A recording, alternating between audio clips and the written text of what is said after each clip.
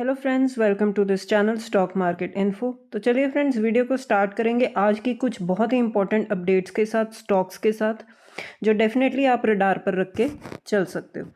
सबसे पहले friends, solar industries को आज कवर करेंगे। आज एक अच्छी तेज़ी बनी हुई है डिस्पाइट के मार्केट में थोड़ी सी गिरावट है, थोड़ी नहीं बहुत गिरावट है, क्योंकि मिडल ईस्ट की टेंशन जो है फिर से आती दिख रही है। लेकिन फ्रेंड्स, ये कंपनी अब फोकस में क्यों है? क्योंकि फ्रेंड्स, आज इस कंपनी ने अपना जो है ऑल टाइम हाई का जो है अपना एक रिकॉर्ड बनाया है। इस खराब मार्केट में भी फ्रेंड्स सबसे इंपॉर्टेंट बात है ये कि अच्छा काम कर रही है, अच्छा ट्रेड कर रही है। और दूसरी इंपॉर्टेंट बात फ्रेंड्स, जो बहुत ही इंपॉर्टेंट लर्निंग है हमारे लिए, कि फ्रेंड्स स्टॉक मार्केट में जैसे कि हम देख रहे हैं कि हम बार बार डिस्कस करते हैं कि हमारी इंडियन स्टॉक मार्केट की पिछले काफ़ी टाइम से, एक डेढ़ दो साल से इनफैक्ट एक ही रेंज में ट्रेड कर रही है। ऑल टाइम हाई जब से इसने टच किया उसके बाद हमने दोबारा से वो जो हाई है वो अभी तक नहीं बनाया। 2 साल से एक ही रेंज में घूम रहे हैं। लेकिन अगर आप फ्रेंड्स कुछ कुछ कंपनीज को देखो तो उन्होंने एक बहुत ही अच्छी और डिसेंट परफॉर्मेंस दी है मार्केट में, ये उसका एग्जाम्पल है। इसीलिए मैं इस वीडियो में इसको कवर कर रही हूँ कि सोलर इंडस्ट्रीज़ ने आज अपना ऑल टाइम हाई टच किया है। ऑल टाइम हाई है फ्रेंड्स 18,990। तो बहुत ही अच्छी कंपनी है, आज के ख़राब मार्केट में भी अच्छा परफॉर्म कर रही है और अपना ऑल टाइम हाई भी टच किया है डिस्पाइट मार्केट ने इतने इतने अच्छे रिटर्न्स नहीं दिए। तो रीज़न क्या होता है फ्रेंड्स? रीज़न वही है फ्रेंड्स जो बार बार हम डिस्कस करते हैं, बिजनेस। बिजनेस अच्छा होगा ना फ्रेंड्स, बिजनेस डिमांड में होगा तो वो शेयर अच्छा करेगा ही करेगा, चाहे पूरी मार्केट अच्छा करे ना करे। तो इन 2 सालों में अगर इंडियन स्टॉक मार्केट में रिटर्न्स नहीं बने तो वो इंडेक्स पॉइंट ऑफ व्यू से देखें तो इंडेक्स में हमें कोई मूवमेंट नहीं दिखी। लेकिन अगर फ्रेंड्स हम ब्रॉडर मार्केट्स में देखें तो हमें बहुत सारी ऐसी कंपनीज मिलेंगी जो आज भी अच्छा कर रही हैं, ट्रेड अच्छा कर रही हैं और अपने ऑल टाइम हाई को टच करके बैठी हैं। तो ये बहुत ही इंपॉर्टेंट लेसन बन जाता है फ्रेंड्स स्टॉक मार्केट इन्वेस्टर्स के लिए, कि अगर हम ये कहें कि मार्केट में रिटर्न्स ही नहीं बने तो ये गलत होगा। अगर हम ब्रॉडर मार्केट को देखें तो बहुत सारी कंपनीज आप ऐसे आइडेंटिफाई कर सकते हो जिसने अच्छे रिटर्न्स भी दिए हैं। तो ये कंपनी बहुत बड़ा एग्जाम्पल है उसके लिए। तो आप सोलर इंडस्ट्रीज़ को फोकस में रख के चल सकते हो। डिफेंस सेक्टर में इसका बहुत बड़ा कंट्रीब्यूशन है फ्रेंड्स, ड्रोन्स बनाती है ये कंपनी। लेकिन अगर फ्रेंड्स बेसिकली अगर हम इनके बिजनेस को देखें तो इनका बिजनेस मॉडल क्या है? ये एक्सप्लोजिव्स में काम करती है ये कंपनी। तो आप इस कंपनी को नोट डाउन करके चल सकते हो। ऑल टाइम हाई टच करना मतलब क्या होता है फ्रेंड्स? कि कंपनी अच्छा कर रही है, बिजनेस अच्छा कर रहा है, रिटर्न्स अच्छे दे रही है, प्रॉफिट्स अच्छे बना रही है। तो ये कुछ रीजंस होते हैं फ्रेंड्स। तो जब भी इसमें थोड़ी सी सिग्निफिकेंट करेक्शन आती है तो एक डिसेंट इन्वेस्टर डेफिनेटली वो सोचेगा कि इसमें इन्वेस्ट किया जाए कि नहीं किया जाए। तो अगेन फ्रेंड्स, डिस्क्लेमर है कि मैं रिकमेंडेशन नहीं दे रही हूँ, just learning point of view से हम इस चीज़ को कवर कर रहे हैं।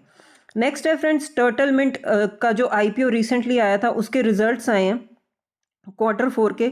जो रेवेन्यू आप देख सकते हो जंप कर गया 57% के साथ और वो पहुंच चुका है 1098 करोड़। तो अगर आप इसके रिजल्ट्स को देखो तो इसका इम्पैक्ट मार्केट में देखने लायक बनता है, क्योंकि आप देख सकते हो एक अच्छी तेज़ी बनी हुई है शेयर में रिजल्ट्स के बाद।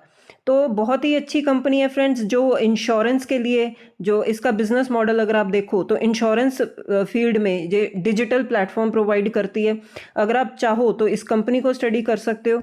इनके रिजल्ट्स अच्छे आए हैं तो जो शेयर में तेज़ी बनती दिखी है। सेम वे फ्रेंड्स, इनका जो कॉम्पिटिटर है पीबी फिनटेक, आज उसमें एक अच्छी डिसेंट जो है तेज़ी बनी हुई थी, क्योंकि फ्रेंड्स पीबी फिनटेक का भी यही बिजनेस मॉडल है।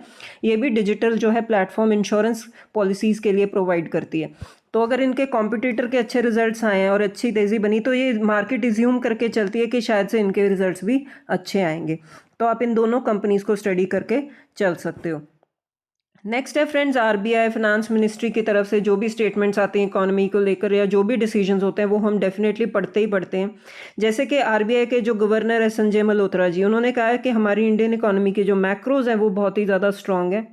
ठीक है, मैक्रोज फ्रेंड्स जैसे कि हमारा इन्फ्लेशन रेट, ठीक है, हमारी ग्रोथ, जीडीपी, ये सारा कुछ मतलब ऑन ट्रैक है। मतलब डेटा ड्रिवन ही होते हैं चीज़ें, आगे जाकर डेटा पर डिपेंड करता है कि क्या क्या एक्शंस लिए जाएंगे। फिलहाल हम अगर देखें तो चीज़ें ठीक ही चल रही हैं, मैक्रो स्ट्रॉन्ग है। लेकिन फ्रेंड्स जो वीक रेंज हैं, जैसे हमें पता है कि एल नीनो का इम्पैक्ट आएगा ही आएगा, मतलब बिलो नॉर्मल मानसून रहा है इस बार।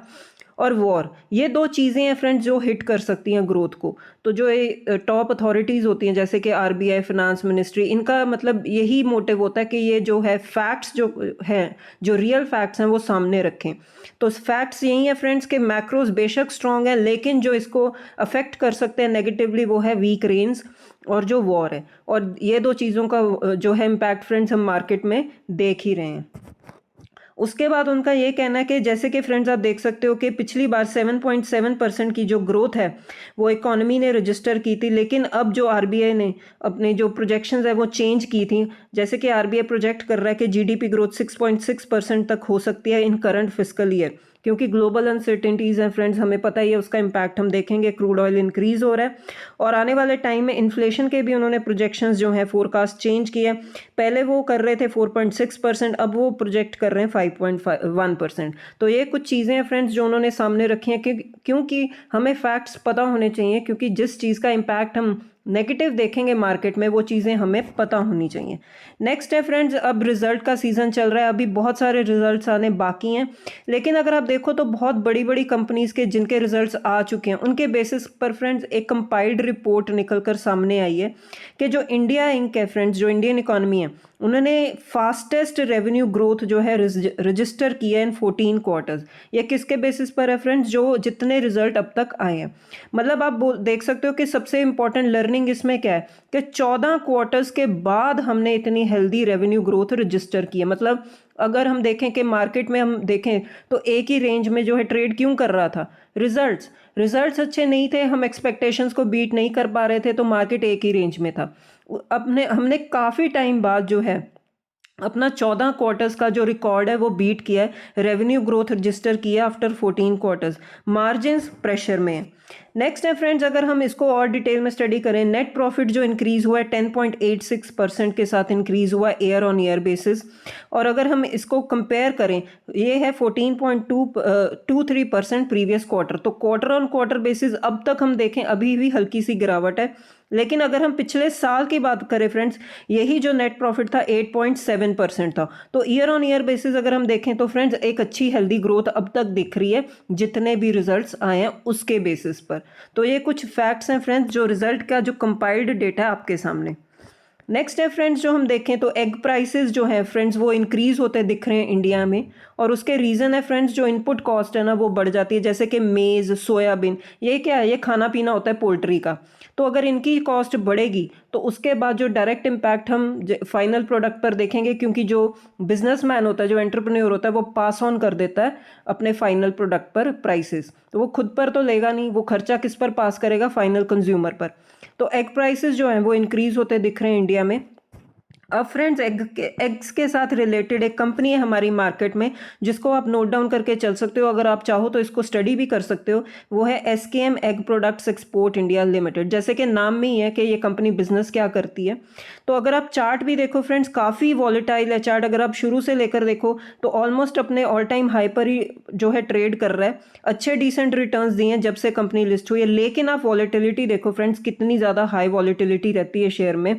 अगर एक बार अपना ये हाई टच कर ले तो उसके बाद बहुत टाइम ये कंपनी लगाती है उसी हाई को बीट करने में। ऐसा आप देख सकते हो चार्ट में, ठीक है। तो अगर आप चाहो तो इस कंपनी को स्टडी कर सकते हो, क्योंकि अगर एग के प्राइसेस बढ़ेंगे और कंपनी जो है पास ऑन करेगी अपना प्राइसेस जो है इंक्रीज्ड प्राइसेस फाइनल कंज्यूमर पर, तो उसके साथ क्या होता है? कंपनी के जो है मार्जिन्स इंप्रूव हो जाते हैं, प्राइस जो प्रॉफिट्स है वो इंक्रीज हो जाते हैं। तो इस न्यूज़ के चलते आप इस कंपनी को भी नोट डाउन करके चल सकते हो। लेकिन फ्रेंड्स मैं फिर आपको बताता हूँ, काफ़ी वॉलेटाइल रहती है कंपनी, अपने प्रीवियस हाइज को बीट करने के लिए बहुत ज़्यादा टाइम लग जाता है, ऐसा ये चार्ट बता रहा है।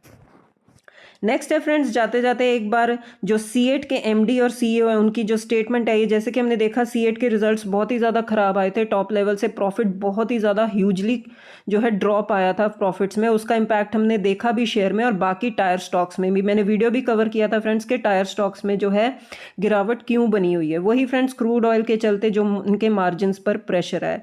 लेकिन अब मैनेजमेंट ये बोल रही है फ्रेंड्स कि ये एक्सपेक्ट कर रहे हैं strong double digit growth in financial year 27।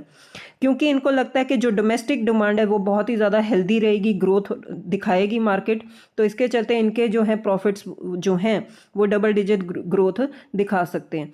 तो ये C8 के जो मैनेजमेंट की स्टेटमेंट आता आप इसके चलते इस कंपनी को नोट डाउन करके चल सकते हो। तो ठीक है फ्रेंड्स, ये हैं कुछ अपडेट्स मार्केट के साथ रिलेटेड, तो इसको आप नोट डाउन करके चल सकते हो। अब मिलते हैं नेक्स्ट वीडियो में, टिल देन बाय बाय।